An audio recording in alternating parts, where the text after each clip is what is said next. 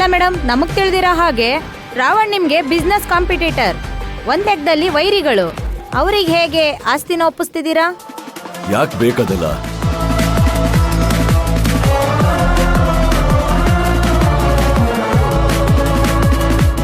ನೋಡಿ, ಇಬ್ರು ಒಂದೇ ರೇಸಲ್ಲಿ ಇದೀವಿ ಅಂದಾಗ ಒಬ್ರಿಗೊಬ್ರು ಕಾಂಪಿಟೇಷನ್ ಅನ್ನೋದು ಇದ್ದೇ ಇರುತ್ತೆ.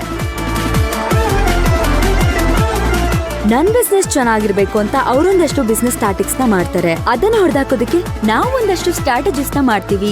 ಇದನ್ನೇ ಮಾಡ್ತಾ ಮಾಡ್ತಾ ಒಂದಷ್ಟು ಈ ಬಿಸ್ನೆಸ್ ರೈವಲ್ರಿ ಅನ್ನೋದು ಡೆವಲಪ್ ಆಗಿರತ್ತೆ ಅಷ್ಟೇ, ನಥಿಂಗ್ ಮಚ್. ಅದ್ ಬಿಟ್ರೆ ರಾವಣರಂತ ಒಳ್ಳೆ ವ್ಯಕ್ತಿ ಮೇಲೆ ನಮಗ್ ಬೇರೆ ಏನೂ ಇಲ್ಲ. ಸೂಪರ್ ಸೂಪರ್ ಆಗಿ ಉತ್ತರ ಕೊಟ್ಲು.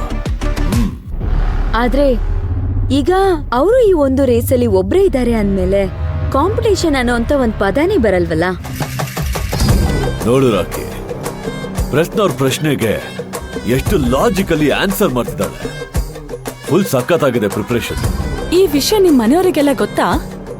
ಅಫ್ಕೋರ್ಸ್, ನಾನು ಆಗ್ಲೇ ಹೇಳಿದ್ನಲ್ಲ, ನಮ್ ಮನೆಯವರು, ನನ್ ಮಗಳು, ನಮ್ ಮನೇಲಿರುವಂತ ಕೆಲಸದವರು, ಎಲ್ಲ ನಮ್ಮ ಫ್ಯಾಕ್ಟ್ರಿ ವರ್ಕರ್ಸು ಎಲ್ರಿಗೂ ಗೊತ್ತು.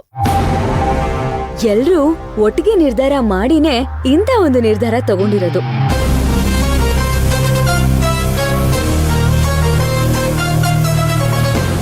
ನಿಮ್ ಹಸ್ಬೆಂಡ್ ಕಡೆ ಅವ್ರ ತಮ್ಮಂದ್ರು, ಜೊತೆಗೆ ನಿಮ್ ತಂದೆ ಮೊದಲನೇ ಹೆಂಡತಿ ಮಗ ಅಂದ್ರೆ ನಿಮ್ಮ ಅಣ್ಣ ಅವ್ರಿದ್ರು. ಅವ್ರಿಗೆ ಇಡೀ ಆಸ್ತಿ ಒಪ್ಪಿಸ್ಬೋದಿತ್ತಲ್ಲ. ಅವ್ರ ಫ್ಯಾಮಿಲಿ ವಿಷಯ ಅಲ್ಲ, ಇವ್ರಿಗೆ ಯಾಕೆ ಈ ತರ ಪ್ರಶ್ನೆ ಕೇಳ್ತಿದ್ದಾರೆ? ಬಂದ್ರ, ಟೀ ಬಿಸ್ಕೆಟ್ ಕೊಟ್ರ, ತಿಂದ್ರ, ಏನ್ ಹೇಳಿದ್ರು ಅದನ್ನ ಬರ್ಕೊಂಡು ಹೋಗ್ತಾ ಇರ್ಬೇಕಷ್ಟೆ. ಈ ತರಲೆ ಪ್ರಶ್ನೆ ಎಲ್ಲ ಯಾಕೆ? It's actually a good question. ಅವ್ರು ಎಲ್ರೂ ಇದಾರೆ, ಬಟ್ ಎಲ್ರಿಗೂ ಬಿಸ್ನೆಸ್ ಮಾಡಕ್ ಬರ್ಬೇಕಲ್ಲ ಮೇಡಮ್.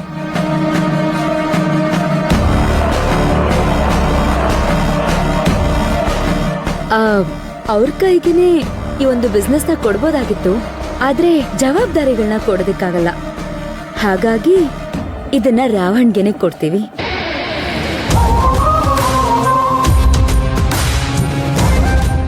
ಸೊ ನೀವು ಇದಕ್ಕೆ ರಾವಣ್ ಅವರೇ ಕರೆಕ್ಟ್ ಅಂತ ಹೇಳ್ತೀರಾ? ಖಂಡಿತವಾಗ್ಲು.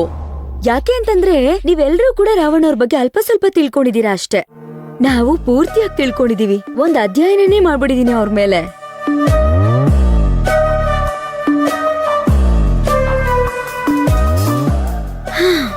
ಬೈ ದ ವೇ, ನಿಮ್ಮೆಲ್ರಿಗೂ ಇನ್ನ ಗೊತ್ತಿಲ್ಲ ರಾವಣ್ ಎಂತ ವ್ಯಕ್ತಿ, ಅವ್ರ ಕೆಪಾಸಿಟಿ ಎಂತದ್ದು, ಜೀವನದಲ್ಲಿ ಅವ್ರು ಏನೇನನ್ನ ಮಾಡಿದ್ದಾರೆ ಅಂತ ನಿಮ್ಮೆಲ್ರಿಗೂ ಗೊತ್ತಾದ್ರೆ ನೀವೇ ನನಗೆ ಹೇಳ್ತೀರಾ, ಶಭಾಷ್ ಮೇಡಮ್, ರಾವಣನ ನೀವು ಕರೆಕ್ಟಾಗಿ ಸೆಲೆಕ್ಟ್ ಮಾಡಿದೀರಾ ಅಂತ.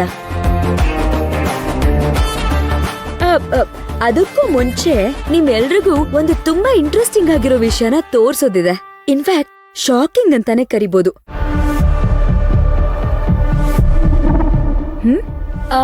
ಅದ್ರ ಫುಟೇಜ್ ನ ನಿಮಗ್ ತೋರಿಸ್ಬೇಕು, ನೋಡೋಣ.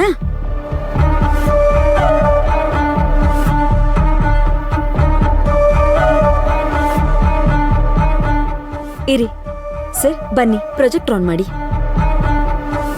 ರಮ್ಯಾ ಪ್ಲೀಸ್.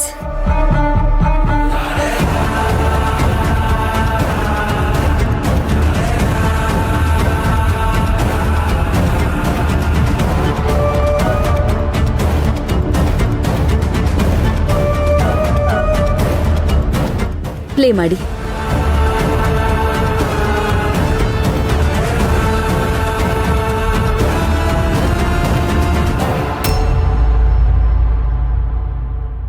ನಮಸ್ತೆ ಮೇಡಮ್.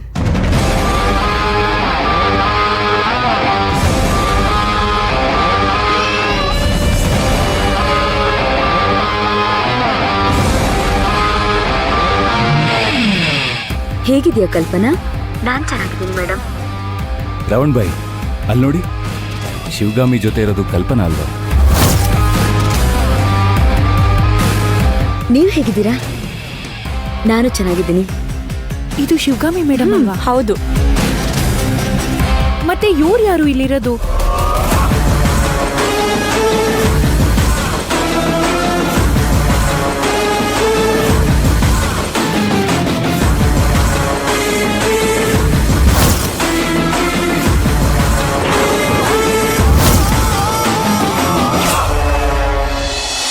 ಸ್ಟಾರ್ಟ್ ಮಾಡಿ.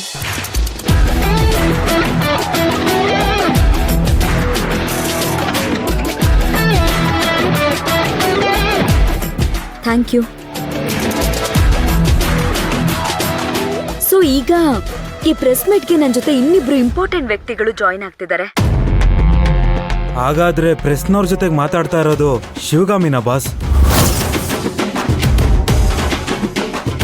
Ashok, Shivakumar, please come.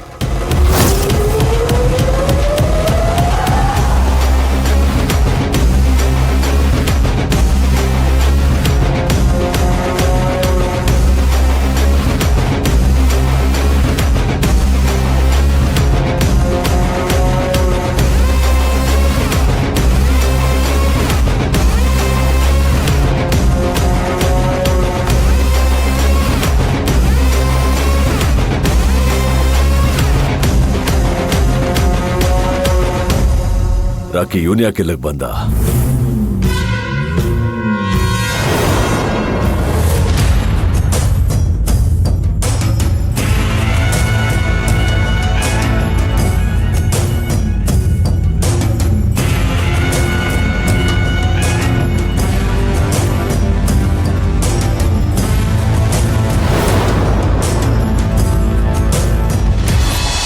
ಏನಿದು, ಮೇಡಮ್ ಏನು ಡಬಲ್ ಆಕ್ಟಿಂಗ್ ಮಾಡ್ಬಿಡಿದಾರಲ್ಲ ಅಂತ ಅನ್ಕೊಳ್ತಾ ಇದ್ದೀರಾ?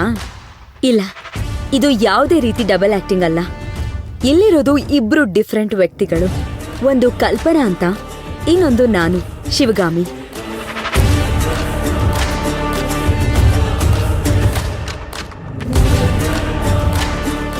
ಕಲ್ಪನಾ ಅವರು ನೋಡೋದಕ್ಕೆ ನನ್ನ ಹಾಗೆ ಇದ್ದಿದ್ರಿಂದ ರಾವಣ ಅವರನ್ನ ಕಿಡ್ನಾಪ್ ಮಾಡಿ ನಮ್ಮ ಮನೆಗೆ ಕಳ್ಸಿದ್ದ.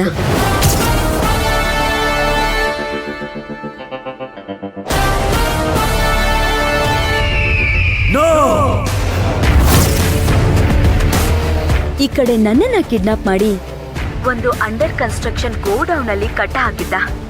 ಕಲ್ಪನನ ನಮ್ಮ ಮನೆಗೆ ಹೇಗ್ ಕಳ್ಸಿದ್ದ ಗೊತ್ತಾ? ಪ್ರಾಪರ್ ಟ್ರೈನಿಂಗ್ ಕೊಟ್ಟು ನಾನು ಹೇಗ್ ಡ್ರೆಸ್ ಮಾಡ್ಕೋತೀನಿ, ಯಾವ ರೀತಿ ನಡಿತೀನಿ, ಯಾವ ರೀತಿ ಓದ್ತೀನಿ, ಯಾವ ರೀತಿ ತಿಂತೀನಿ, ಜನಗಳ ಹತ್ರ ಯಾವ ರೀತಿ ಮಾತಾಡ್ತೀನಿ, ಸಿಗ್ನೇಚರ್ ಹೇಗ್ ಮಾಡ್ತೀನಿ, ಪ್ರತಿಯೊಂದನ್ನು ಟ್ರೈನಿಂಗ್ ಕೊಟ್ಟು ಕಳ್ಸಿದ್ದ.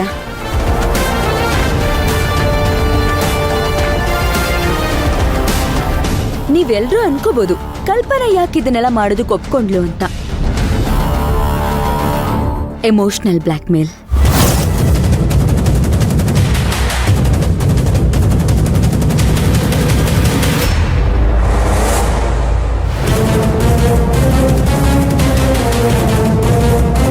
ಹೌದು, ಕಲ್ಪನಾ ಒಂದು ಚಿಕ್ಕ ಹಳ್ಳಿಯಿಂದ ಬಂದಿರುವಂತಹ ಸಾಮಾನ್ಯವಾದ ಒಂದು ಹೆಣ್ಣು. ಆಕೆದು ಚಿಕ್ಕದಾದಂತ ಚೊಕ್ಕವಾದಂತ ಒಂದು ಕುಟುಂಬ. ತಂದೆ, ಅಕ್ಕನ ಮಕ್ಕಳು, ಗಂಡ, ತಂಗಿ, ಇಷ್ಟೇ ಅವಳ ಪ್ರಪಂಚ. ಅಂತ ಅವ್ರಿಗೆ ನೀನೇನಾದ್ರೂ ನಾನು ಹೇಳೋ ಕೆಲ್ಸಗಳನ್ನ ಮಾಡದೆ ಹೋದ್ರೆ ನಿನ್ ಎಂಟೈರ್ ಫ್ಯಾಮಿಲಿನ ಸರ್ವನಾಶ ಮಾಡ್ತೀನಿ ಅಂತ ಪ್ರತಿದಿನ ಪ್ರತಿ ಕ್ಷಣ ಅವಳಿಗೆ ಟಾರ್ಚರ್ ಮಾಡ್ತಿದ್ದ ರಾವಣ.